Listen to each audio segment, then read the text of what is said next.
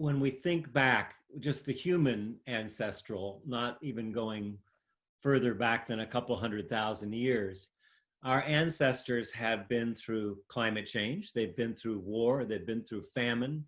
They've been through burning at the stake. They've been through all kinds of atrocities, genocide. And my sense is that that is in our blood, our bones, our DNA.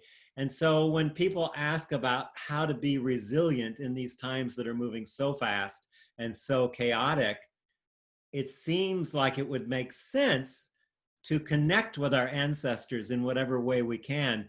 What's your thought about that? And how would someone create whatever ritual is needed? Or how would you think, from a mythologist, of how to connect with integrity to our ancestors back through time?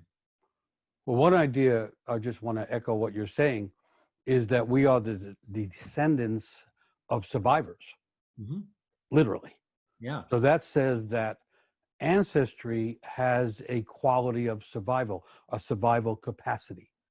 And so that's the first thing there, I think. And then I like also that to take it beyond just the human inheritance, so that people are considered to be connected by ancestry to trees.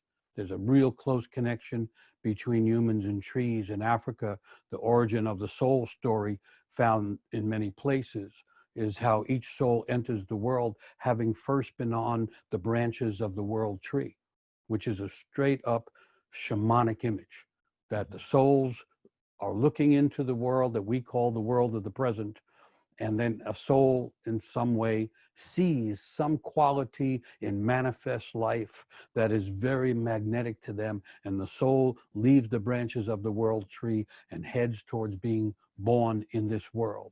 And so in terms of mythology, in terms of stories, we are connected to all families of life through the world tree. And the individual soul is connected to the world tree and therefore to the soul of the world as well. And so I think there's an inherent integrity. And what's happened is the way people have begun to look at the world, especially the subject-object separation, which is so exaggerated and leaves out all the middle ground, which was the place of the intermediaries, which meant the animals that are trying to speak to us and the old ones that are giving us messages that we're not getting. All that got left out when they pretended it was just subject and object and nothing between. And so I think we're partly now in, willingly or not, in the process of re-encountering the intermediaries, the energies between the object and the subject.